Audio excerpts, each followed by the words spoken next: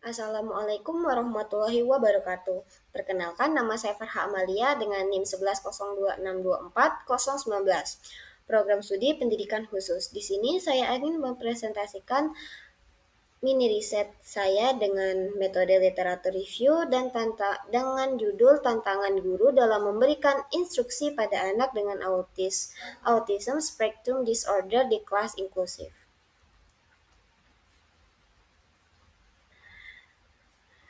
Mini riset ini dilatar belakangi oleh pendidikan inklusif, di mana pendidikan inklusif ini menuntut penyesuaian metode pengajaran agar semua murid, termasuk anak dengan autism spectrum disorder ini, dapat berpartisipasi secara bersama.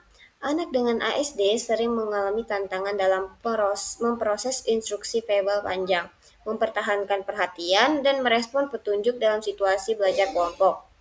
Tujuan mini riset ini untuk mengidentifikasi tantangan utama yang dihadapi oleh guru saat memberikan instruksi pada anak dengan ASD, serta mengeksplorasi strategi adaptif yang meningkatkan pemahaman dan kebutuhan anak saat diberikan instruksi oleh guru.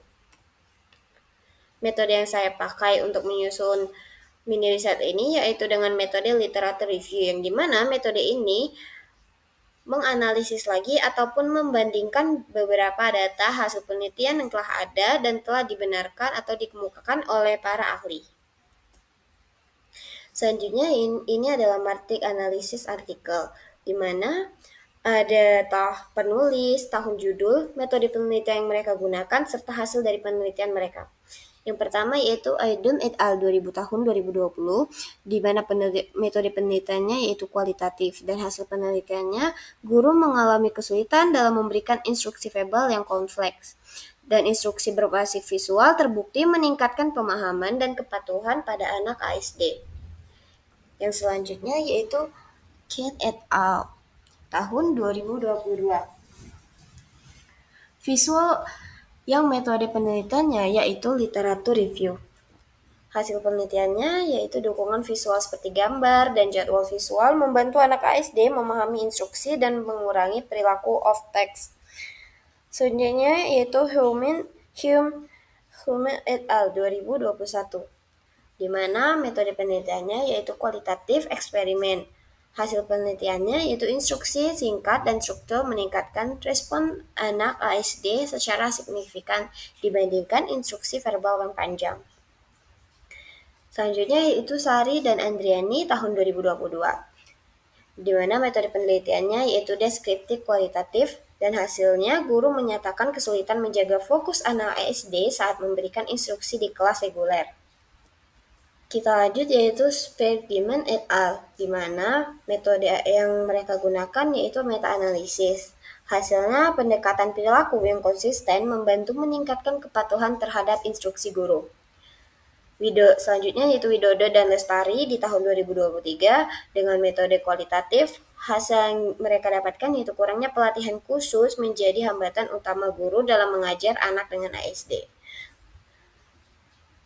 Dilanjut lagi dengan Banda dan Kubina tahun 2020 dengan metode single subject research. Hasilnya adalah penguatan positif efektif meningkatkan kepatuhan anak ASD terhadap instruksi.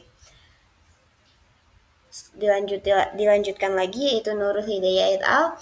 Tahun 2023 dengan metode studi kasus. Dan hasil yang dia dapatkan yaitu penggunaan metode sederhana dan pengulangan instruksi meningkatkan pemahaman anak. Dan yang terakhir yaitu Simpson et al. Tahun 2022 dengan metode review sistematis, di mana hasil untuk artikelnya yaitu instruksi berbasis bukti harus disesuaikan dengan karakteristik individual anak ASD. Hasil dari analisis beberapa artikel tadi menunjukkan perbandingan yang signifikan dari hasil mengkaji data, yaitu di mana sebelum dimodifikasi instruksi verbal yang panjang, tingkat kepatuhan pada anak ASD terbilang cukup rendah, yaitu hanya sekitar 25-40%. Tetapi setelah modifikasi instruksi singkat, visual yang mendukung, serta penguatan, meningkatkan kepatuhan anak sebesar 60-75%.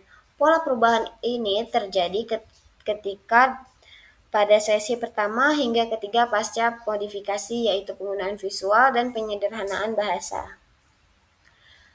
Pembahasan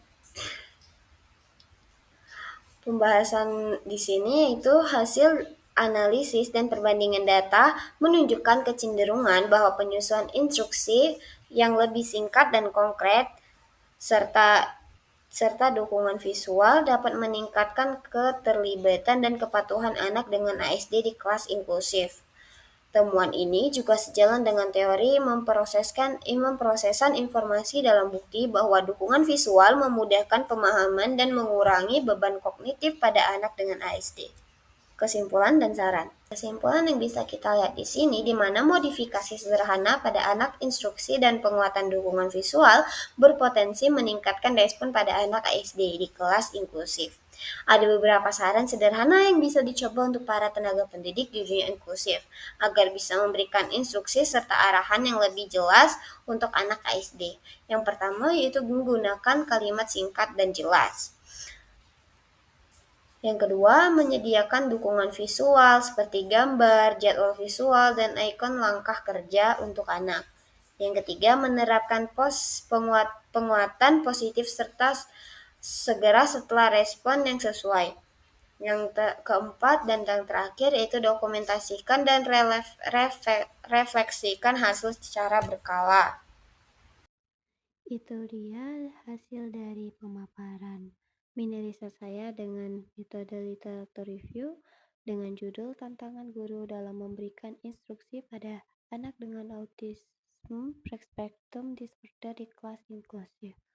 Saya Farha Amalia pamit undur diri. Wabillahi taufiq wal hidayah. Wassalamualaikum warahmatullahi wabarakatuh.